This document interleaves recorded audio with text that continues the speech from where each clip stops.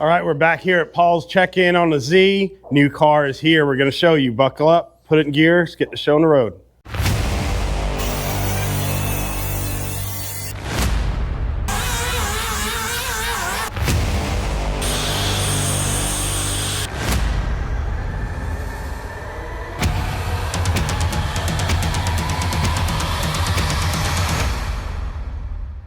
All right, here's Paul. The car came in, his new car here. It's right there. You don't know what it is yet, but we're going to show you. What is it, Paul? This is a 1979 Ferrari 308 GTS. GTS is the removable top Spider. And this car came from California, and we have a long way to go to work on it. But, well, not a long way, but enough that it has enough things to do that it's going to take us a minute, but we'll have it ready soon. Yep, and it came here, it rolled off of a trailer. You've put it in the air, you've taken all the wheels off, you've taken the carburetors off, actually. You started to take all that off. 1 out of 4 is off so far, but yeah. But it sat for 20 years, just gonna change all the rubber, change the timing belt and start it right up, I'm sure. Coolant hoses, timing belts, then the filters, oil, all the fluids, the tires, of course. The new tires are over there. We're going to probably do that this week. And then after it runs a minute, I'll go ahead and adjust the valves. So the kit also comes with valve cover gaskets. And after that, I think we should be ready to actually start it and run it, go through a couple of heat cycles and check everything out. Very nice.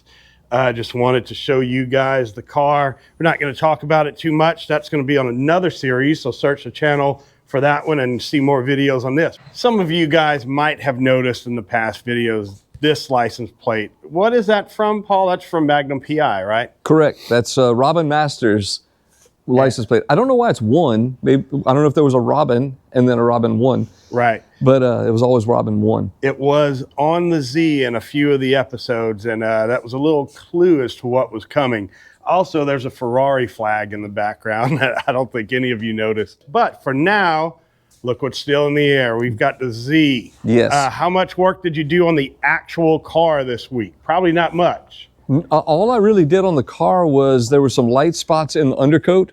So I came back and touched those up with some Duplicolor spray can undercoat, paintable undercoat, and just freshened all those edges up and stuff. Right.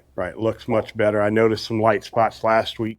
Hey guys, I hope you're liking the restoration on the Z. Take a look around the channel. We've got a Ferrari series, we've got guitars, we've got cruises, we've got local cars and coffee. Take a look. See a lot of painted parts. That was the main thing. Today's goal, before the freeze, I'd like to be able to lock myself in here and turn on the heater this week and start installing suspension. So I today painted the front and rear suspensions, all gloss black.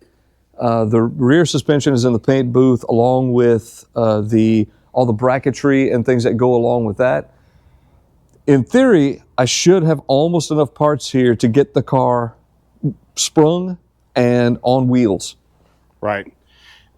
Interior, you didn't do much more in the interior, huh? Nothing. Car's kind of been up since I left probably last week. Yeah, nothing at all in the interior. That's all exactly the same. I've been more concentrating on cleaning these parts, getting everything rust treated and sanded. We went ahead and pulled off the backing plates for the front discs and painted those separately. So everything should look really fresh under there. Yeah. Nice. Now, this week we'll probably get a day off of work here in South Louisiana. It's supposed to get 8 inches of snow, I believe is what they're saying. Yeah. On Tuesday, which is unheard of. Yeah, ridiculous. So no one knows how to drive in that around here. So I'm sure he'll be in the garage getting stuff done. Yeah, well, most people will be drinking hot cocoa covered in their beds. I'll be in here with that blast furnace heater kicking. And I'm going to start putting things on this car that will really, really make some heavy progress. So here it is, January 19th. The MIDI is at the end of April, which is the goal for this car. How are you feeling on that goal? Oh, it's looking good. The major tedious parts are done. The paint job took half this time. The interior, very tedious, lots of little pieces, especially that headliner. Doing that stuff just took hours and hours. So what we're looking at now is having these big, large metal pieces painted. That's just bolt stuff together. That goes relatively quickly. The fuel tank can go in. Once that's in, all the fuel lines get run. At that point, you're talking about a rolling car that has fuel lines and all the wiring done. At that point, you're down to drivetrain. Right. Paint the engine and put it in. Right. So not bad. And like you said, you're wanting to get this car on the lift. Yes, I feel good about it, except I just need to make sure that I moderate my time between the two. And although this one won't take nearly as long to get rolling, I still need to, while parts are on order for this, put as much time as I can. I always have help, thankfully, as much time as we can to get this thing thrown together. Right. And that's another thing we've talked about, people helping in the past. Where do you think you would be if you didn't have any of that help from Fred, Cliff, all the guys that have been showing up? Making progress, but way slower. I mean, it's real. Like today, when I was doing something else on the car, I had Cliff over there by the door making all these parts ready to paint. So I was sandblasting some prep, and he was doing sanding or wire brushing on other parts. It's not. It cuts it in half sometimes. Yeah. Or more. The car that Paul went look at a while back for a parts car that was too rusty, the owner actually brought him some parts. You want to show him that, Paul? Yep. So the car was in such bad condition that I actually turned it down, which is unusual for me. I usually buy everything, rusty or not. But this piece was in decent condition. I ended up making a trade for some of the parts I did not need, and they're building a race car, so it doesn't matter. They don't need the stock parts. So this little, it's a pretty mild dent, actually. A couple of creases and whatnot in this, but no through rust. No rust through anywhere. This all can be blasted and made to look brand new again with a little tapping and whatnot. This was one of the last pieces I was missing to actually get the car back looking stock. This is the front valance that goes under the front bumper, and it's upside down, but this holds the front turn signals, and the bumper passes here. So this finishes out the front.